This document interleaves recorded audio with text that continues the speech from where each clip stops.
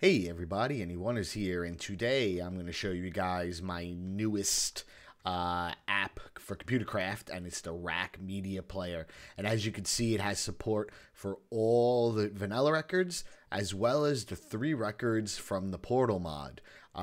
It does not have support right now for other records. I'm not even sure if any other mods do add records. The framework is there, so if any other record mods ever get incorporated to Feed the Beast, I'll be more than happy to add them. But right now, this is all it has. The first thing I want to point out before we really get in depth on this is the size of the screen. This screen will not auto size, so you need to at least have a 3x5 screen. The reason for that really is I was originally going to make it resize based off your screen size, but because there's so many different records, if you made it any smaller than this, it would get really cramped, and it wouldn't look good. So 3x5 is the smallest you can make it. If you added another row here or another row here, all it would really do is just give you black lines. It wouldn't resize itself. If there ever is really a big push, maybe I'll update it in the future to support bigger screens and center itself. But as of right now, this is really good. So there's really 2 parts of this system. First, there's the ComputerCraft part, as you can see here, and this is the computer running it, as well as a disk drive that plays the records. This is really cool. When I first wanted to set out to make a media player, I tried all sorts of ways to play, to get discs in and out of a record player, and it just doesn't work. And then what I came across was disk drives from ComputerCraft can actually play music discs, which are really cool, I thought. So that's the first portion, and then the second portion is back here where all the records are held and sorted. I'm using 2 mods for this. I'm using BuildCraft and RP2. Now, you could have really done it all in RP2 and not had any of this BuildCraft stuff here. The only reason why I went with BuildCraft is just because it was cheaper and easier. Using pneumatic tubes and filters up here would have just been pointless. So let me just give you a quick walk around. What you'll see here is a pneumatic tube system and then a BuildCraft pipe system. The pneumatic tube system is the input. So this is where the records come from and enter the printer. The BuildCraft pipe system is the output. It's where the records leave the system. For the pneumatic tube side, the RP2 side, you're going to see a bundled cable coming out of here, coming from the bottom of the screen of the monitor of the computer, and hitting these bundled cables that run to almost every color jacketed cable that leads into a filter. So basically what this does here is the computer programs assigns a color code to each record. And there'll be more on that once we dive into the ComputerCraft stuff. But the system assigns a color to each record, and when you try to access a record, it will associate that record to a color and pulse that color's cable, and then that color's cable will pulse the filter, which will pull the record out of the chest. Awesome. Very simple, very straightforward. It will pull it out of the chest using the filter, hit the pneumatic tubing system, which will come around and enter into the disk drive. Cool. The second portion of this is the output, like I said, and this I'm using BuildCraft. When you need to eject a record, basically what will happen is the computer will pulse this red alloy, which will pulse this gate. As you can see, this gate is set up so when redstone signal is on, it does an energy pulsar, which will pull the record out of here, hit these gold pipes, which will hit these diamond pipes. Each one of these diamond pipes match the record that's in here. So in this chest, you can see is record 11. Inside this diamond pipe, it says only record 11 could go down the black way. So here, cat, so on and so forth. Great. So now when you eject a record, it hits this gold pipe, hits this diamond pipe, and goes into the correct chest. So that is pretty much the input and output in a nutshell. As I mentioned, you could have done this with Red Power 2. I could have put a filter here. These could have been all pneumatic tubes. Then I could have put filters across the top here and then added each individual records into those filters. There's really two problems with that. First of all, Red Power 2 filters and pneumatic tubes are just a bit more pricey than BuildCraft. As well as when you put something into a filter, unlike a diamond pipe, which kind of gives you a ghost icon, so you're not actually wasting a resource. When you put something into a filter, you are wasting the resource. So what that means is if I used filters up here, I would have to actually have 2 of each record. And getting all the records is hard enough without a farm. Getting 2 of each record is kind of a pain. So I didn't bother with the BuildCraft stuff. Cool. Okay, so that's pretty much the back. Again, the computer tells this jacketed cable what color to pulse.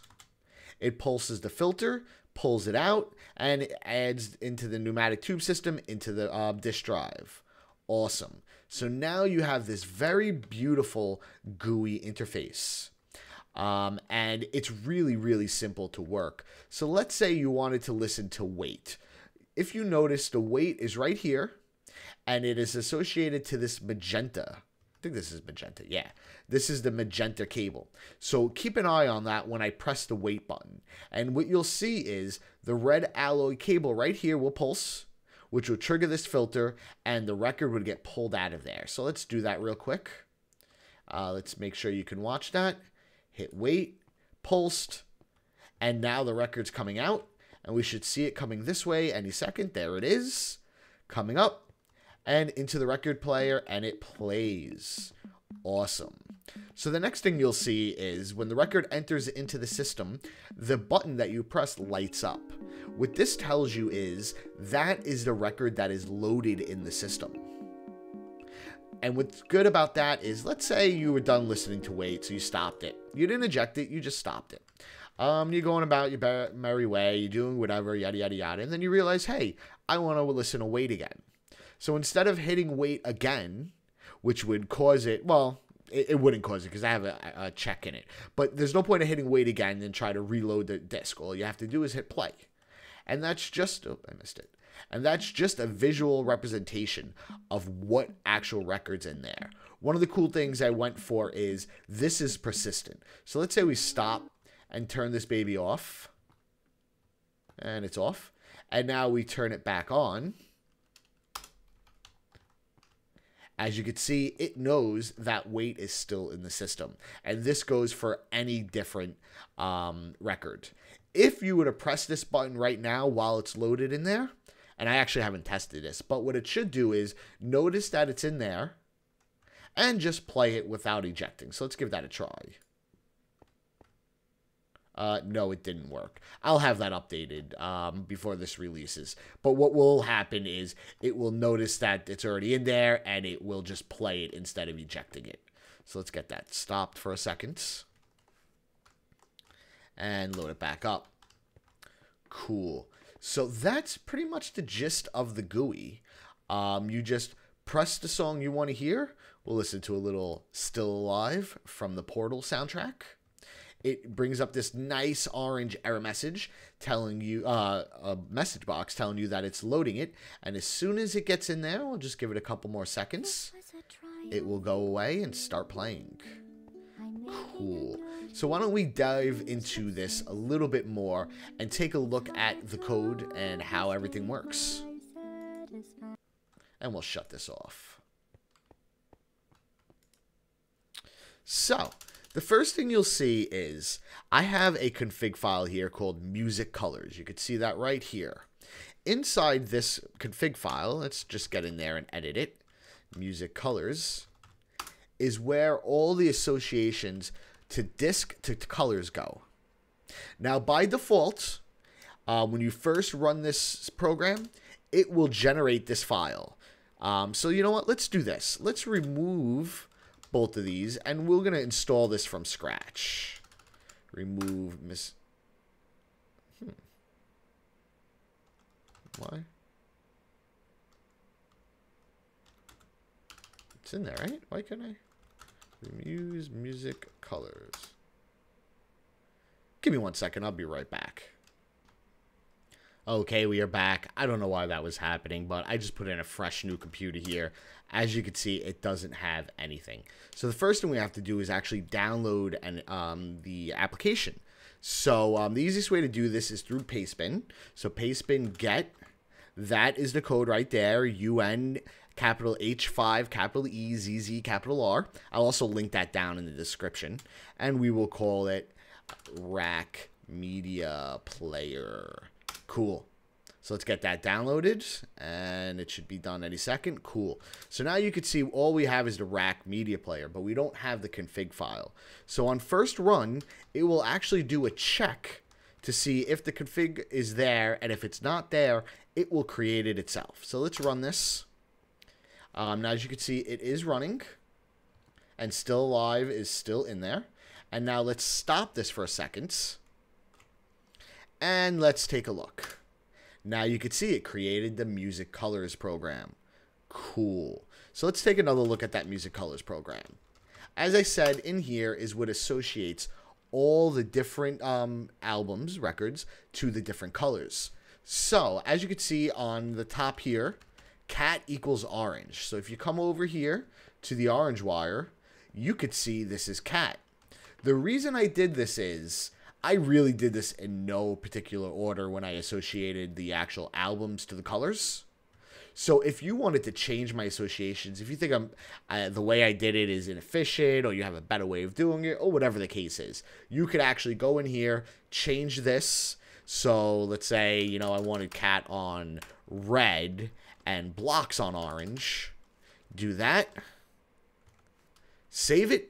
And now those two would be flipped. Cool. And that's how you set up that portion. And then all you have to do is run the app, and you have yourself a media player. Very, very cool, very simple. Now, I'll take you through a quick walkthrough of this code. It's a little lengthy. I believe there's something, I don't know. Let's just look. It's about, wow, over 500 lines of code. So we're not going to try to go through this whole thing from here, but I just wanted to take a quick look at a couple things. And this is something you definitely want to customize. So the first thing you always have to know is the way a computer works is it has to know which side the screen is on, which side the printer is on, which side any redstone is on. Oh, I forgot to put that back on. It's a good thing I didn't try to eject.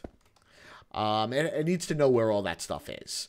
So let's edit this app. Edit media player. And what you'll see is right at the top, it asks you for those variables. So what side of the computer is the monitor on? In my particular setup, and by default, it's the back of the computer. What side of the computer is the disk drive on? In my setup, and again, by default, it's the front. And then so on and so forth. What side of the computer is the redstone to eject the record? The left, and that's referring to this right here. And then finally, what side of the computer is the bundled cable? And in our setup here, it is the bottom, and it's set for bottom. And realistically, these are the only variables you will need to set. Once you have these set and have the wiring set up similar to what I have here. Now, there's a lot of play here. You don't have to set this up this way. As long as the bundled cable is able to pull the records out of the chests, that this will work. So if you didn't want to use pneumatic tubes, if you wanted to do this all with BuildCraft pipes, you could have. I wouldn't recommend it, but you can. So there's a lot of flexibility here, and you don't actually have to place this in one long line. Again, I did this just to make it easier to look at. To understand. So once you have all your chests wired up to the associated bundled cables and make it output and input, you should have yourself a working media player. Very, very cool. So that's pretty much it. I hope I did a good job describing how this works. I think even if I didn't tell you how it works, I think you should be able to easily see what went into creating this and pretty easily reproduce this because it's pretty straightforward. There's just a lot of resources involved. The actual ComputerCraft program, ComputerCraft, is pretty straightforward and pretty foolproof, so you shouldn't have any problems with it. And like I said, if you wanted to listen to, let's say, blocks, just right-click blocks. Oh, I'm not running, am I? Let's run the app. Sorry about that. Just right-click blocks, and it will load blocks. And as you can see, we got this kicking out, and blocks is coming up right here, and boom, we have ourselves some music going.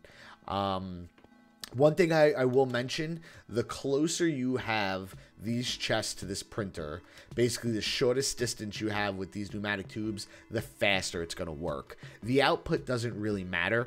As long as it outputs before the record gets into the printer, you have no problem. You don't even have to, you could use cobblestone pipes here if you wanted to. I just used gold because it's quicker and, I mean, creative. Actually, I use gold in my survival world too, but I have tons of it.